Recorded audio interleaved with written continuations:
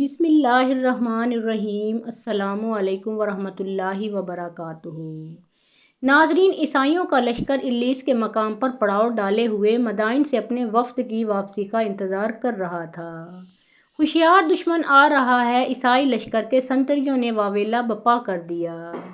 ان کے سرداروں نے درختوں پر چڑھ کر دیکھا، ایک لشکر چلا آ رہا تھا۔ سرداروں نے حکم دیا کہ تیر انداز اگلی صف میں آ جائیں۔ یہ دوست ہیں، ایک سوار نے پیچھے سے مڑ کر بلند آواز میں کہا۔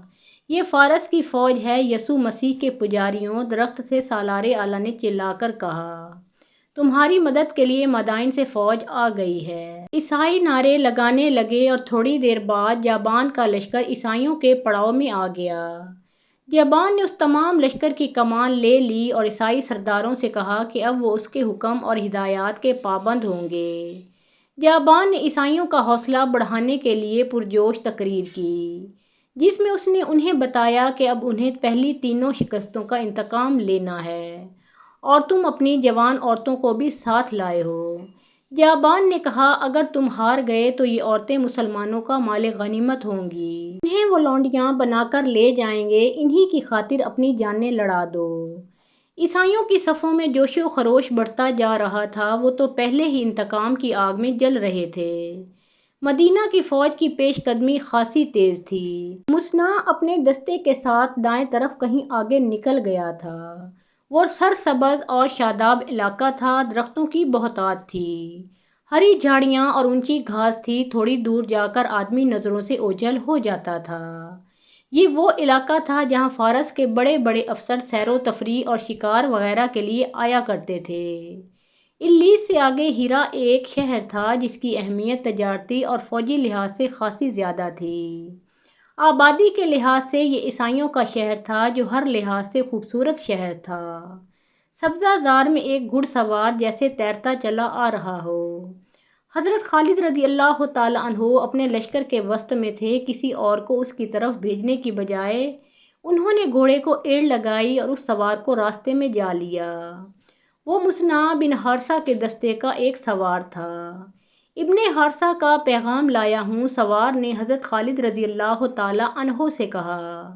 الیس کے میدان میں آتش پرستوں کی فوج بھی آ گئی ہے۔ ابن حارثہ رضی اللہ تعالیٰ عنہ نے کہا کہ سنبھل کر آگے آئیں، فوراً واپس جاؤ۔ حضرت خالد رضی اللہ تعالیٰ عنہ نے سوار سے کہا، اور مصنع کو کہو کہ اڑ کر مجھ تک پہنچے۔ حضرت خالد رضی اللہ تعالیٰ عنہ واپس اپنے لشکر میں آئے اور اپنے سالاروں کو بلا کر انہیں بتایا کہ آگے صرف بن بکر وائل کے لوگ ہی نہیں بلکہ مدائن کا لشکر بھی ان کے ساتھ آ ملا ہے۔ انہوں نے اپنے سالاروں کو یہ بھی بتایا کہ مصنع بن حارثہ آ رہا ہے۔ زیادہ دیر نہیں گزری تھی کہ مصنع پہنچ گیا۔ ابن حارثہ، دشمن کی تعداد کا اندازہ کیا ہے؟ حضرت خالد رضی اللہ تعالیٰ عنہ نے پوچھا۔ صحیح اندازہ مشکل ہے ابن ولید، مصنع نے کہا، ہماری اور ان کی تعداد کا تناسب وہی ہے جو پہلے تھا۔ وہ ہم سے 4 گنا نہیں تو 3 گنا سے یقیناً زیادہ ہیں۔ حضرت خالد رضی اللہ تعالیٰ عنہ نے اپنی فوج کو روکا نہیں تاکہ وقت ضائع نہ ہو اور دشمن کو بے خبری میں جا لیں۔ مصنع نے بتایا ہے کہ دشمن اگر اسی میدان میں ہوا جہاں وہ پڑاؤ کیے ہوئے ہیں تو یہ ذہن میں رکھ لو کہ یہ میدان 2 دریاؤں کے درمیان ہے۔ ابن حارثہ، تم ہمارے پابند ہو کر نہیں لڑو گے، تمہارے ساتھ پہلے طے ہو چکا ہے کہ تم اپنے انداز کا معرکہ لڑو گے، لیکن تم یہ احتیاط کرو گے کہ تمہارے سوار ہمارے راستے میں نہ آئیں۔ تم نے اپنے سواروں کو یہی تربیت دے رکھی ہے، انہیں استعمال کرو، لیکن اندھا دھند نہیں۔ نظم و ضبط بہت ضروری ہے۔ ابن ولید رضی اللہ تعالیٰ عنہ، مصنع بن حارثہ نے کہا، تجھ پر اللہ کی رحمت ہو، تو نے جیسا کہا ہے ویسا ہی نظر آئے گا۔ کیا تو مجھے اجازت دیتا ہے کہ میں اپنے دستے میں چلا جاؤں؟ میں تجھے اللہ کے سپرد کرتا ہوں، حارثہ کے بیٹے۔ حضرت خالد رضی اللہ تعالیٰ عنہ نے کہا، جا میدان جنگ میں ملیں گے یا میدان حشر میں۔ مصنع رضی اللہ تعالیٰ عنہ نے گھوڑے کو ایڑ لگائی اور پلک جھپکتے نظروں سے اوجھل ہو گیا۔ ناظرین، مجاہدین اس وقت دشمن کے سامنے پہنچے جب دشمن کا دوپہر کا کھانا تیار ہو چکا تھا۔ ان کے سالار جابان کے حکم سے لشکر کے لیے خاص کھانا تیار کیا گیا تھا۔ مورخ طبری، ابن ہشام اور محمد حسین ہیکل لکھتے ہیں کہ فارس کی فوج کو سانڈوں کی طرح پالا جاتا تھا۔ سپاہیوں کو مرغن کھانے کھلائے جاتے تھے۔ فارس کے شہنشاہوں کا اصول بلکہ عقیدہ تھا کہ مضبوط اور مطمئن فوج ہی سلطنت اور تخت و تاج کی سلامتی کی ضامن ہوتی ہے۔ کھانا چونکہ خاص تھا، اس لیے اس کی تیاری میں معمول سے زیادہ وقت لگ گیا۔ دن کا پچھلا پہر شروع ہو چکا تھا جب کھانا تیار ہوا۔ لشکر بھوک سے بے تاب ہو رہا تھا۔ جب لشکر کو اطلاع دی گئی کہ کھانا تیار ہو گیا ہے اور لشکر کھانے کے لیے بیٹھ جائے، عین اس وقت گشتی سنتریوں نے اطلاع دی کہ مسلمانوں کی فوج سر پر آ گئی ہے۔ حضرت خالد بن ولید رضی اللہ تعالیٰ عنہ اپنے اس مقصد میں کامیاب ہو گئے تھے کہ دشمن کو ان کی آمد کی خبر قبل از وقت نہ ہو۔ انہوں نے دشمن کو بے خبری میں جا لیا تھا۔ آتش پرستوں اور عیسائیوں میں ہڑبونگ سی بپا ہو گئی۔ سالار اور کماندار چلا چلا کر دونوں لشکروں کو جنگ کی تیاری اور صف بندی کا حکم دے رہے تھے، مگر لشکر کے سامنے جو رنگا رنگ کھانے رکھے جا رہے تھے انہیں لشکر چھوڑنے پر آمادہ نہ تھا۔ طبری کی تحریر شاہد ہے کہ لشکر سے بڑی بلند آواز اٹھی کہ مسلمانوں کے پہنچنے تک وہ کھانا کھا لیں گے۔ بیشتر سپاہی کھانے میں مصروف ہو گئے۔ حضرت خالد بن ولید رضی اللہ تعالیٰ عنہ کی فوج جنگی ترتیب میں بالکل سامنے آ گئی۔ یہ فوج حملے کے لیے تیار تھی۔ آتش پرستوں اور عیسائیوں میں وہ بھی تھے جو مسلمانوں سے شکست کھا چکے تھے۔ انہوں نے اپنی فوج کو مسلمانوں کی تلواروں اور برچھیوں سے کٹتے دیکھا تھا۔ وہ مسلمانوں کو دیکھ کر ہی ڈر گئے۔ کھانا چھوڑ دو، ان میں سے کئی ایک نے واویلا کیا۔ ان مسلمانوں کو موقع نہ دو، کاٹ دیں گے، مار دیں گے، تیار ہو جاؤ۔ وہ کھانا چھوڑ کر لڑنے کی تیاری میں لگ گئے۔ باقی لشکر اپنے سالاروں اور کمانداروں کا بھی حکم نہیں مان رہا تھا۔ وہ سب بھوک سے مرے جا رہے تھے، لیکن جنہوں نے مسلمانوں کے ہاتھ دیکھے تھے ان کی خوفزدہ ہڑبونگ دیکھ کر سارا لشکر کھانا چھوڑ کر اٹھ کھڑا ہوا۔ مدینے کے مجاہدین اور آگے چلے گئے۔ حضرت خالد بن ولید رضی اللہ تعالیٰ عنہ انہیں احکام دے رہے تھے۔ دشمن نے ابھی گھوڑوں پر زینیں کسنی تھیں اور سارے لشکر نے زرہ پہننی تھی۔ جبان نے مہلت حاصل کرنے کے لیے یہ طریقہ اختیار کیا کہ اس دور کے رواج کے مطابق عیسائیوں کے سردار عبد الاسود اجلی کو ذاتی مقابلے کے لیے آگے کر دیا۔ کس میں ہمت ہے جو میرے مقابلے کے لیے آئے گا؟ عبد الاسود نے اپنے لشکر سے آگے آ کر مسلمانوں کو للکارا، جسے میری تلوار سے کٹ کر مرنے کا شوق ہے وہ آگے آ جائے۔ میں ہوں ولید کا بیٹا۔ حضرت خالد بن ولید رضی اللہ تعالیٰ عنہ نے نیام سے تلوار نکال کر بلند کی اور گھوڑے کو ایڑ لگائی۔ میں ہوں جس کی تلوار تجھ جیسوں کے خون کی پیاسی رہتی ہے۔ گھوڑے کی پیٹھ پر رہ اور اپنا نام پکار۔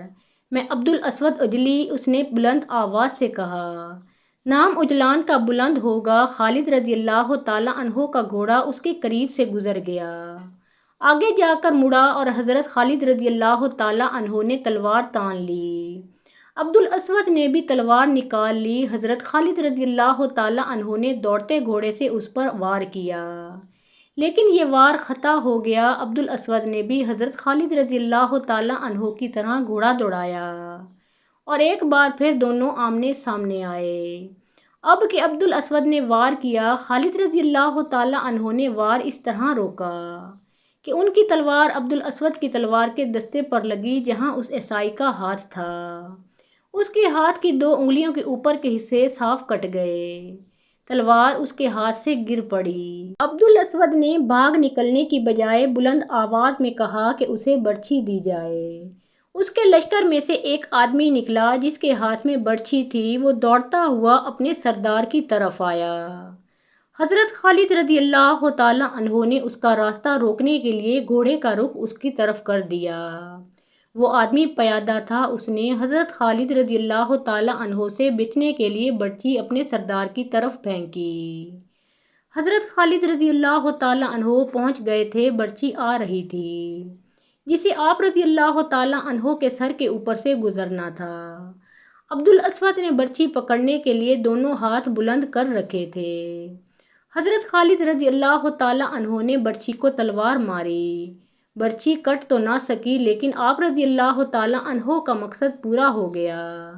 برچی راستے میں رک گئی اور گر پڑی۔ خالد رضی اللہ تعالیٰ عنہ نے گھوڑے کا رخ عبدالاسود کی طرف کر دیا۔ اب یہ شخص وار سے صرف بچ سکتا تھا، وار کو روکنا اس کے بس کی بات نہیں تھی۔ آپ رضی اللہ تعالیٰ عنہ نے بغرض تماشا اسے ادھر ادھر بھگایا۔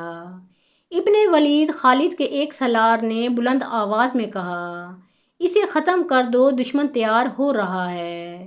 حضرت خالد رضی اللہ تعالیٰ عنہ نے گھوڑے کی رفتار تیز کر کے اور اسود کے قریب سے گزرتے تلوار برچی کی طرف ماری۔ عبدالاسود نے گھوڑے کے ایک پہلو پر جھک کر بچنے کی کوشش کی، لیکن آپ رضی اللہ تعالیٰ عنہ کی تلوار اس کے دوسرے پہلو میں اتر گئی۔ عبدالاسود سنبھل گیا لیکن وہ بھاگا نہیں۔ حضرت خالد رضی اللہ تعالیٰ عنہ نے اب پیچھے سے آ کر اس پر ایسا وار کیا، اس کی گردن اس طرح کٹی کہ سر ڈھلک کر ایک کندھے پر چلا گیا۔ ناظرین، ادھر عیسائیوں کا سردار عبدالاسود گھوڑے سے گرا، ادھر دریائے فرات کی طرف سے بے شمار گھوڑوں کے دوڑنے کا شور سنائی دیا۔ گھوڑے سرپٹ دوڑتے آ رہے تھے، اس پہلو پر عیسائیوں کا لشکر تھا۔ گھڑ سواروں کے ہاتھ میں برچیاں تھیں، گھوڑے عیسائیوں کے لشکر میں جا گھسے اور سواروں کی برچیوں نے انہیں چھلنی کرنا شروع کر دیا۔ عیسائیوں کی توجہ سامنے مسلمانوں کی طرف تھی، وہ مقابلے کے لیے سنبھل نہ سکے۔ میں ہوں حارثہ کا بیٹا مسنا رضی اللہ تعالیٰ عنہ، اس شور و غوغا میں سے ایک للکار سنائی دے رہی تھی، ہم بھی تم میں سے ہیں، میں ہوں مسنا بن حارثہ رضی اللہ تعالیٰ عنہ۔ یہ مسنا کا سوار دستہ تھا جسے اس نے خالد رضی اللہ تعالیٰ عنہ کو بتا کر لشکر سے الگ کر رکھا تھا۔ وہ چھاپا مار جنگ لڑنے کا ماہر تھا اور اس جنگ میں لڑائی کا یہ طریقہ بے حد ضروری تھا۔ وجہ یہ تھی کہ یہ میدان جنگ بمشکل 2 میل وسیع تھا، اس کے دائیں اور بائیں دریا تھا۔ حضرت خالد رضی اللہ تعالیٰ عنہ نے حملے کا حکم دے دیا، انہوں نے پہلوؤں کے دستوں کو بھی اس حملے میں جھونک دیا۔ حملے کی پہلی فوج کی قیادت حضرت خالد رضی اللہ تعالیٰ عنہ نے خود کی۔ پہلوؤں کے سالاروں عاصم اور عدی نے بھی اپنے اپنے دستے کے ساتھ خود جا کر حملہ کیا۔ آتش پرستوں نے جم کر مقابلہ کیا، وہ تازہ دم تھے، مجاہدین تھکے ہوئے تھے، لیکن مسلمانوں کو یہ فائدہ مل گیا کہ آتش پرست ابھی پوری طرح لڑنے کے لیے تیار نہیں تھے۔ یورپی مورخوں نے لکھا ہے کہ فارس کی فوج ذہنی طور پر بھی لڑنے کے لیے تیار نہیں تھی، یہ فوج بھوکی تھی اور اسے وہ کھانا چھوڑنا پڑا تھا جو اس کے لیے خاص طور پر پکوایا تھا۔ مسلمانوں کو اس پہلے حملے میں خون کی خاصی قربانی دینی پڑی، آتش پرستوں نے تیار نہ ہوتے ہوئے بھی کئی مسلمانوں کو گھائل کر دیا۔ حضرت خالد بن ولید رضی اللہ تعالیٰ عنہ پیچھے ہٹے اور دوسرے دستوں کو آگے بڑھایا۔ آتش پرستوں کو تعداد کی افراد کا فائدہ حاصل تھا، ایک ایک مجاہد کا مقابلہ 4 5 آتش پرستوں اور عیسائیوں سے تھا۔ دشمن کو اس فائدے سے محروم کرنے کے لیے مسنا رضی اللہ تعالیٰ عنہ کا سوار دستہ سر دھڑ کی بازی لگاتے ہوئے تھا، اس نے سواروں کو متعدد ٹولیوں میں تقسیم کر دیا تھا۔ یہ ٹولیاں باری باری گھوڑے سرپٹ دوڑاتی بگولوں کی طرح کبھی پہلو سے کبھی عقب سے آتی اور کفار کے کئی آدمیوں کو برچھیوں سے کاٹتی گزر جاتی۔ اس طرح دشمن کی توجہ اپنے عقب پر بھی چلی گئی، لیکن مسنا رضی اللہ تعالیٰ عنہ کے سوار رک کر نہیں لڑتے تھے، ان سواروں نے دشمن کی ترتیب درہم برہم کیے رکھی۔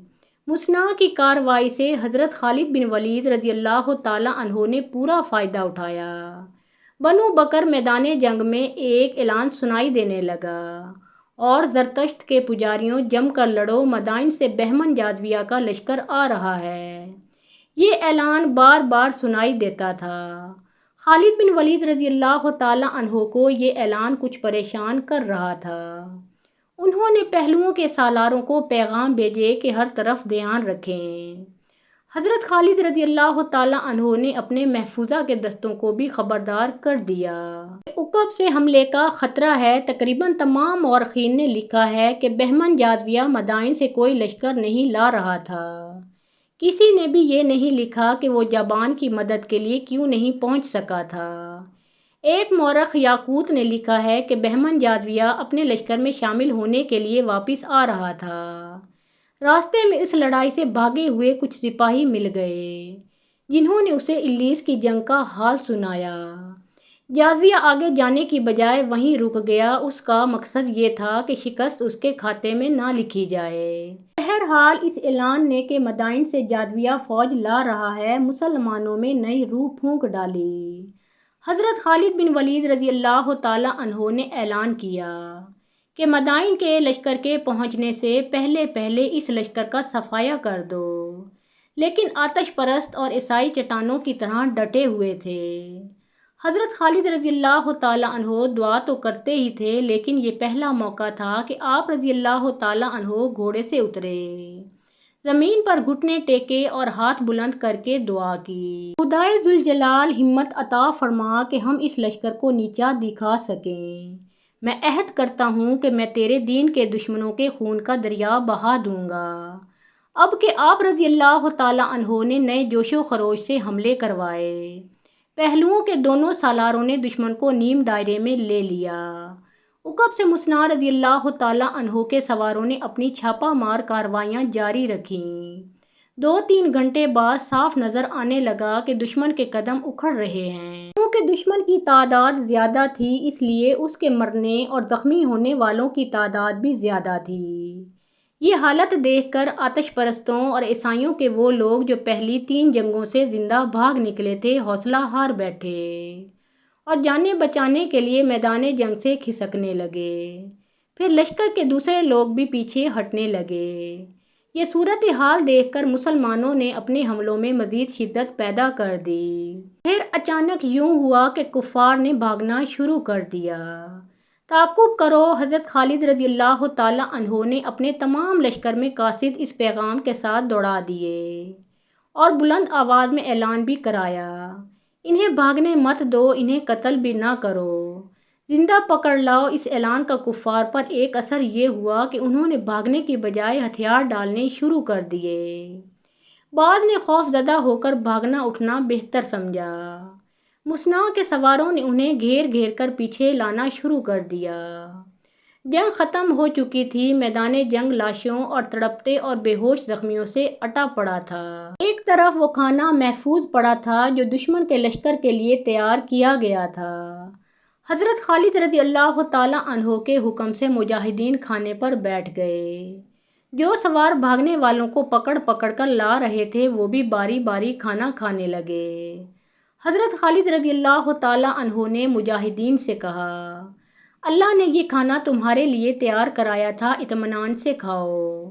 مسلمان مختلف کھانے دیکھ دیکھ کر حیران ہو رہے تھے، انہوں نے ایسے کھانے پہلے کبھی دیکھے ہی نہیں تھے۔ مورخوں نے لکھا ہے کہ دشمن کے جن آدمیوں کو زندہ پکڑ کر لایا جا رہا تھا، انہیں حضرت خالد رضی اللہ تعالیٰ عنہ کے حکم سے خصیف کے کنارے لے جاتے اور ان کے سر اس طرح کاٹ دیے جاتے کہ سر دریا میں گرتے تھے، ان کے دھڑ اس طرح کنارے پر پھینکے جاتے کہ ان کا خون دریا میں جاتا تھا۔ اس طرح قتل ہونے والوں کی تعداد ہزاروں کے حساب سے تھی۔ غیر مسلم مورخوں اور مبصروں نے حضرت خالد رضی اللہ تعالیٰ عنہ کے اس حکم کو ظالمانہ فعل کہا ہے، لیکن حضرت خالد رضی اللہ تعالیٰ عنہ کہتے تھے کہ انہوں نے خدا سے عہد کیا تھا کہ وہ کفار کے خون کا دریا بہا دیں گے۔ دریا کے اوپر بند بندھا ہوا تھا جس نے دریا کا پانی روکا ہوا تھا، اس لیے خون دریا میں جمتا جا رہا تھا۔ کسی نے خالد رضی اللہ تعالیٰ عنہ کو مشورہ دیا کہ خون کا دریا صرف اس صورت میں بہے گا کہ بند کھول دیا جائے، چنانچہ وہ بند کھول دیا گیا۔ جب اتنا زیادہ خون پانی میں ملا تو پانی سرخ ہو گیا اور خون کا دریا بہنے لگا۔ اسی طرح تاریخ میں اس دریا کو دریائے خون لکھا گیا ہے۔ بعض مورخوں نے لکھا ہے کہ حضرت خالد رضی اللہ تعالیٰ عنہ نے بچ نکلنے والوں اور ہتھیار ڈالنے والوں کا قتل عام اس لیے کرایا تھا کہ یہ سپاہی ایک جنگ سے بھاگ کر اگلی جنگ میں پھر سامنے آ جاتے تھے۔ اس کا علاج آپ رضی اللہ تعالیٰ عنہ نے یہ سوچا کہ دشمن کے کسی ایک بھی سپاہی کو زندہ نہ رہنے دیا جائے۔ کہتے ہیں 3 دن تک آتش پرستوں اور عیسائیوں کا قتل کیا جاتا رہا۔ اس طرح قتل ہونے والوں کی تعداد ملا کر دریائے خون کی جنگ میں جو آتش پرست اور عیسائی مارے گئے ان کی تعداد 70,000 تھی۔ محترم ناظرین، اس کے بعد کے حالات و واقعات ہم اپنی اگلی ویڈیو میں پیش کریں گے۔ آپ سب سے گزارش ہے کہ پیارے آقا محمد مصطفیٰ صلی اللہ علیہ وآلہ وسلم کا پیارا نام ایک بار کامنٹ سیکشن میں ضرور لکھیے۔